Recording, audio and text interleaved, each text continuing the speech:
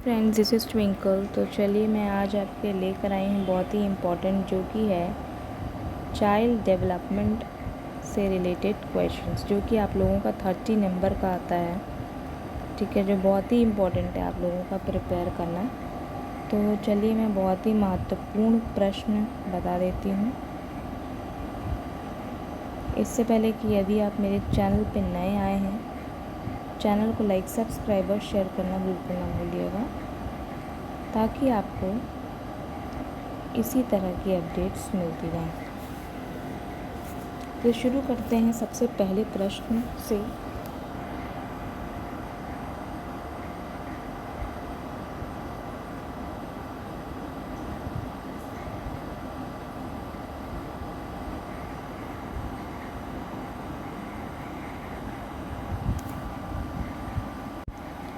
देखिए, सबसे पहला क्वेश्चन है क्वेश्चन 1।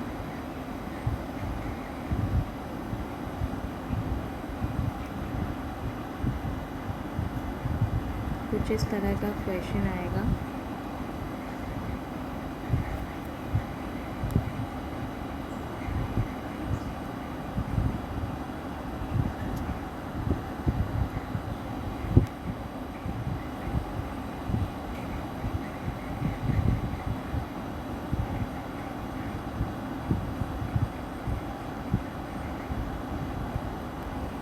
कौन सा मार्क्स इन्वॉल्व करता है चिल्ड्रन के पीयर में? तो इसका करेक्ट आंसर होगा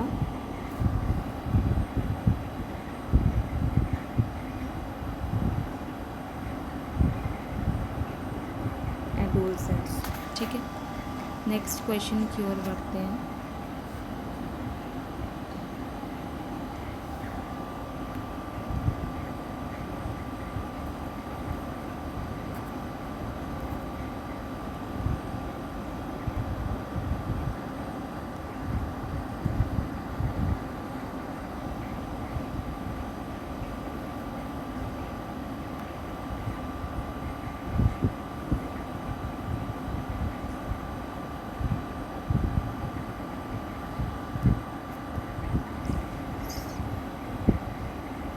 डेवलपमेंट एक नेवर एंडिंग प्रोसेस है, ये किसने डिफाइन किया था?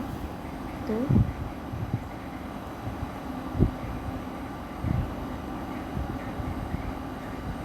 Principle of continuity.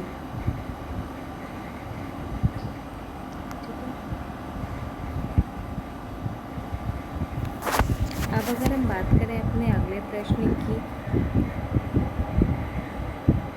तो हमारा अगला प्रश्न कहता है, Honey, a young female teacher believes in personalised learning because she thinks that learner must learn on their own, students must enjoy their learning, every person must be exposed to learning, every learner is unique and must be given a chance to develop to the best of ability। तो इसका correct answer होगा that every learner is unique and must be given a chance to develop to best of his ability. फिर हमारा next question है,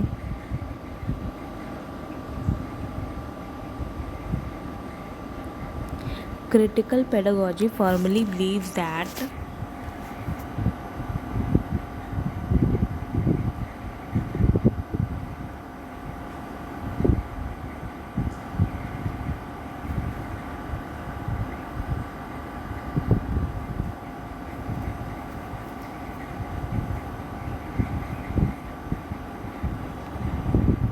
तो इसका correct answer होगा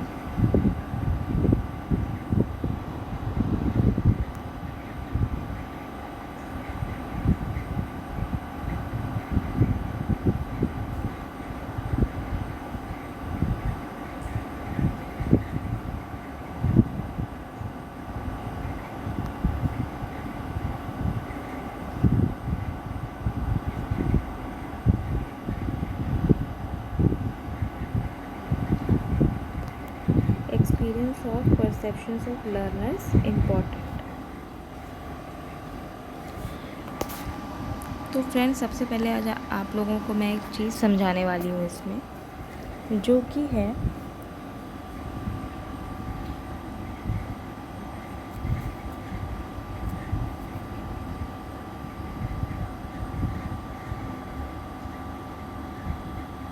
child development. देखो चाइल्ड डेवलपमेंट होता क्या है।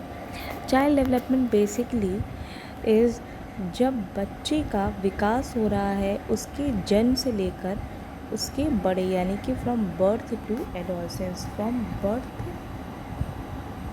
टू एडोलसेंस,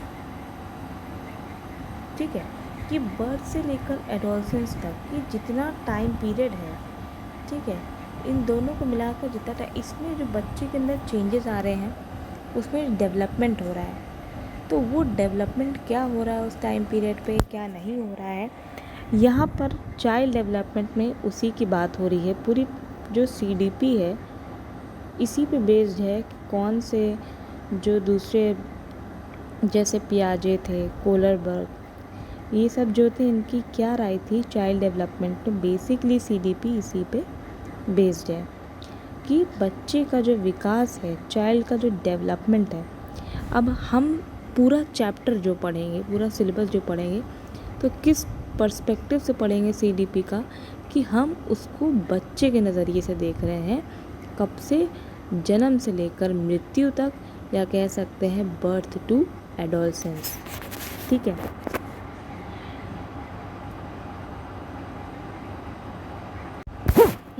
अब हम लोग बात करें अगर कि चाइल्ड डेवलपमेंट के डोमेन्स क्या होते हैं।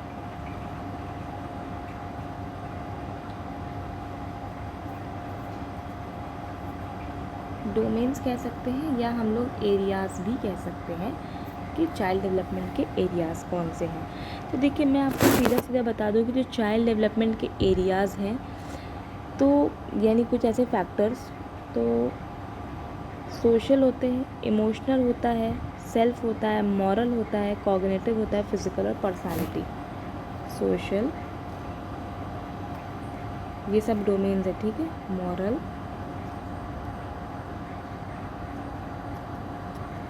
इमोशनल, सेल्फ हेल्प, फिजिकल और पर्सनालिटी, ठीक है। अब कुछ ऐसे फैक्टर्स होते हैं, कोई मतलब जैसे अब बच्चा है, ठीक है, बच्चे के विकास में कुछ ऐसी चीज़ें तो होंगी ना जो उसको मदद कर रही हैं और डेवलप करने में। तो ऐसी कौन सी चीज़ें होती हैं, यानी कि ऐसे कौन से फैक्टर्स होते हैं जो बच्चे को हेल्प करते हैं उसके विकास में। ये बहुत ही महत्वपूर्ण है कि बच्चे को सोशल मतलब बच्चे को डेवलप करने के लिए कौन से फैक्टर्स है। देखो बहुत ही कॉमन फैक्टर अगर हम पहला ले लें तो होते हैं हमारे फ्रेंड्स, सोसाइटी, फैमिली, है ना।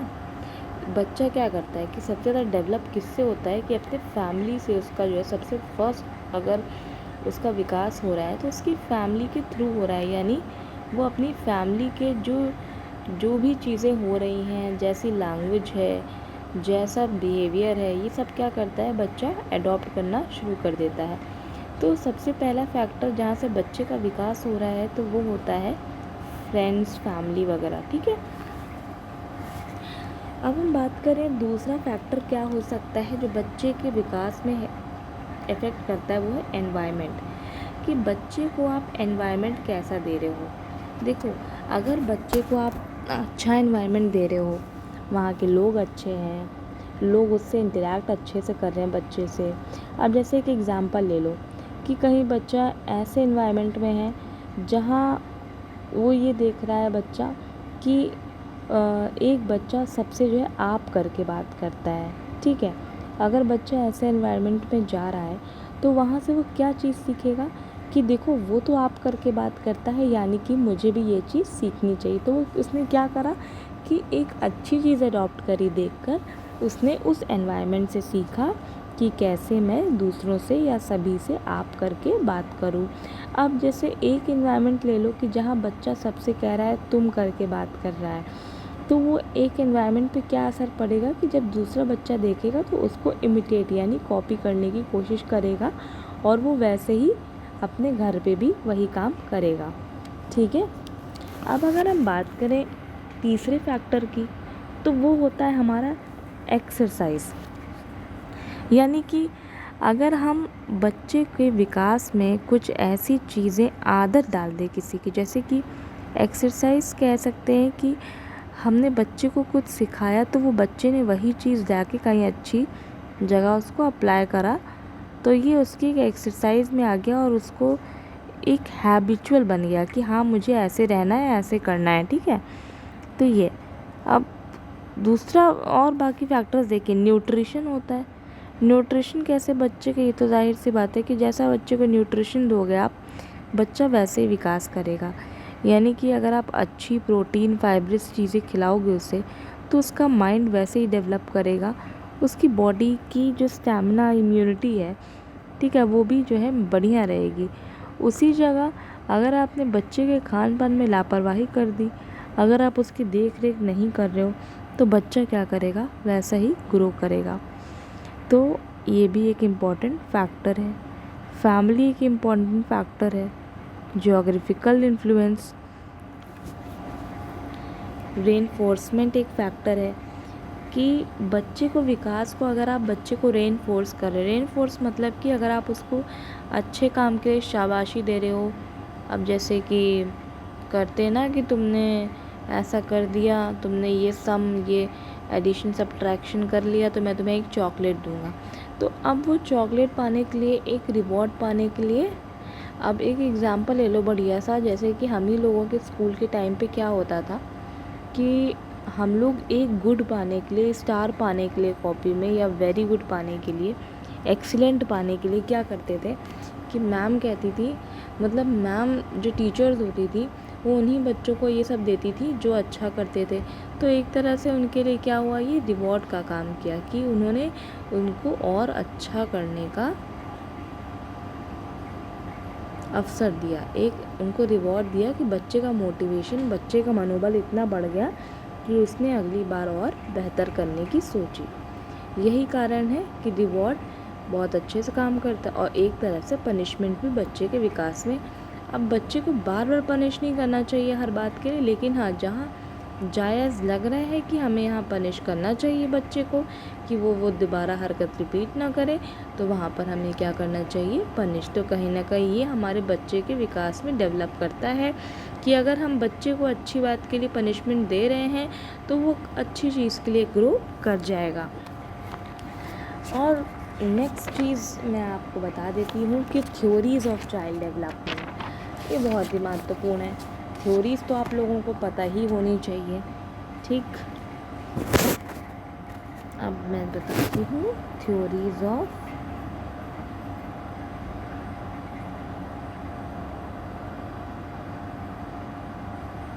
चाइल्ड डेवलपमेंट, ठीक है। अब देखो थ्योरीज़ में अगर हम बात करें, फ्रूएड की थ्योरी, ये भी बहुत इम्पोर्टेंट है, फ्रूएड की। इन सब की थ्योरी मैं डिटेल में बनाऊंगी, अभी मैं आपको इसको बता देती हूँ। देखो फ्रूएड ने जो दी थी वो दी थी साइकोसेक्सुअल पे, साइकोसेक्सुअल डेवलपमेंट पे दी थी। इन्होंने मेंटल इलनेस पे, इनके हिसाब से जो फ्रूएड है, इनके हिसाब से बचपन से जो एक्सपीरियंस होते हैं और थॉट्स होते हैं वो बिहेवियर को इन्फ्लुएंस करते हैं, और इनके हिसाब से बच्चे जिन जिन स्टेजेस में कॉन्फ्लिक्ट अगर हुआ होता है उनके में, तो उनकी पर्सनालिटी पे वो वैसे इन्फ्लुएंस करते हैं। यानी कि इनका बेसिकली कहने का मतलब ये था कि बच्चा जो सफ़र कर रहा है उसके अकॉर्डिंग उसकी पर्सनालिटी बनती जा रही है, साफ सीधी बात इनकी ये थी। और इन्होंने जो है 5 स्टेजेस दी थी जो कि बहुत इम्पॉर्टेंट है, ठीक है। फ्रूएड ने 5 स्टेजेस दी थी, जिसको आप लोग ऐसे करके याद कर सकते हैं, OAP LG। O से ओरल, A से एनल, P से फैलिक, P से फैलिक, L से लेटेंसी, और G से क्या हुआ, जेनेटिकल। अब इसमें 5 स्टेजेस, सबसे पहले ओरल। ओरल में बच्चा क्या होता है, 0 से 18 मंथ्स में बच्चा बोलना सीखता है, ब्रेस्ट फीड करता है ना, ये सब होता है। एनल में क्या होता है कि 18 मंथ्स के बाद की स्टेज जहाँ पर बच्चा बताता है कि उसे टॉयलेट आई है या नहीं आई है, उसे पॉटी लगी है तो वो पॉटी जा रहा है, मतलब ये सब चीज़ें बोलना सीखता है। अब अगर हम बात करें फैलिक की, फैलिक एक वो स्टेज होती है जहाँ पर बच्चा डेडिपस और इलेक्ट्रा में डिफरेंस, इलेक्ट्रा यानी कि गर्ल्स, डेपिडिस मतलब बॉयज़, जहाँ पर बच्चों के अंदर इतना सुपर ईगो आ जाता है और वो एक दूसरे से ना डिफ्रेंशिएट करने लगते हैं। जैसे कि लड़के क्या करेंगे, कहेंगे कि मतलब लड़के और लड़कियों में डिफ्रेंशिएशन चलने लगता है कि हाँ वो गर्ल है, वो ऐसा क्यों करेगी, वो कहेगी वो बॉय है, वो ऐसा है। तो मतलब एक जेंडर का वो होने लगता है धीरे धीरे उनके अंदर, मतलब वो लोग डिफरेंसेस पाने लगते हैं। और लेटेंसी का मतलब होना, जब हम एनर्जी देखते हैं कि बच्चों में एनर्जी छुप जाती है किसी कारण। जेनेटिकल का हुआ इधर कि प्यूबर्टी स्टेज यानी कि अबव 13 ईयर्स 1-3, ठीक है। एरिक्सन की थ्योरी के बारे में हम पढ़े हैं।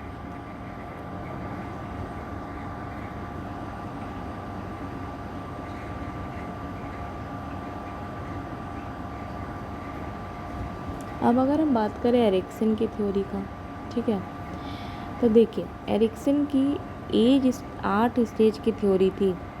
इन्होंने भी साइकोसेक्सुअल पे दी थी। इनके हिसाब से सोशल इंटरेक्शन और एक्सपीरियंस बहुत ही इम्पोर्टेंट रोल, मतलब कि बच्चे के जो ज़िंदगी में एक्सपीरियंस है वो उसका विकास करने में मदद करता है। प्लस सोसाइटी बहुत बड़ा रोल प्ले करती है बच्चे के विकास में, क्योंकि सोसाइटी में अलग अलग तरह के लोग रहते हैं, अलग अलग तरह के लोगों से इंटरैक्ट करने से अलग अलग चीज़ों का हमें पता चलता है, जैसे कि उनके कल्चर्स, उनके बोलने का तरीका। तो ये सब चीज़ें हम इंटरैक्ट करते हैं तो काफ़ी कुछ हम सोसाइटी से क्या करते हैं, सीखते हैं। अब अगर हम बात करें इन पियाजे की, तो पियाजे का तो मैंने ऑलरेडी वीडियो बना रखा है। पियाजे ने, आपको पता ही होगा, मेंटल इलनेस, मेंटल स्टेट्स पे दिया था। इन्होंने स्टेजेस बताई थी, sensory, pre operational, operational, concrete, formal, 4 stages बताई थी, ठीक है। ये मैंने प्रॉपर डिटेल बना रखा है, आप लोग जाके इस वीडियो को ज़रूर देखिएगा ताकि आप लोगों को पता चल सके। वाइगॉट्स्की के ऊपर भी मैंने बताया था कि वाइगॉट्स्की मॉरल डेवलपमेंट, वाइगॉट्स्की का है, कोलरबर्ग का है, बैंड्यूरा, ये सभी मैंने पता है अपने वीडियो में बना रखा है। इसका वीडियो आप लोग जाकर ज़रूर देखिएगा, आप लोगों को पता चल जाएगा कि ये सब थ्योरीज इंक्लूड करती क्या है, ठीक है। अब अगर हम बात करें, देखो बैंड्यूरा का मैं बता दूँ, बैंड्यूरा की जो थ्योरी थी वो सोशल लर्निंग पे थी, यानी कि ऑब्ज़र्व करना, इमिटेट करना, मॉडलिंग, इन सब से सीखता है। सेल्फ एफिकेसी, खुद पे बिलीव करता है। हॉल्स ने साइकोलॉजी ऑफ एडोलसेंस ली थी। देखो ये तो सब बहुत याद करना ज़रूरी, क्योंकि कभी भी क्वेश्चन आ सकता है। अब मैं आपको बताना चाहूँगी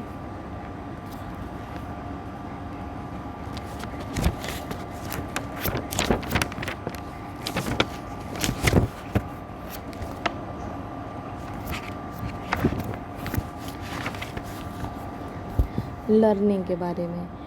कौन से ऐसे फैक्टर्स होते हैं, सबसे पहले लर्निंग क्या होता है। देखो लर्निंग होता है जब हम किसी चीज़ को क्या करते हैं, सीखते हैं, ठीक है। लर्न करना, जब हम किसी नई चीज़ को सीखते हैं। तो लर्निंग में कुछ ऐसे फैक्टर्स होते हैं जो इन्फ्लुएंस करते हैं लर्निंग को। तो ऐसे कौन से फैक्टर्स हैं, चलिए मैं आपको बता देती हूँ। सबसे पहला फैक्टर है मोटिवेशन, दूसरा है इंटरेस्ट, तीसरा है लर्नर, चौथा है टीचर, पांचवा है प्रोसेस और छठा है टास्क।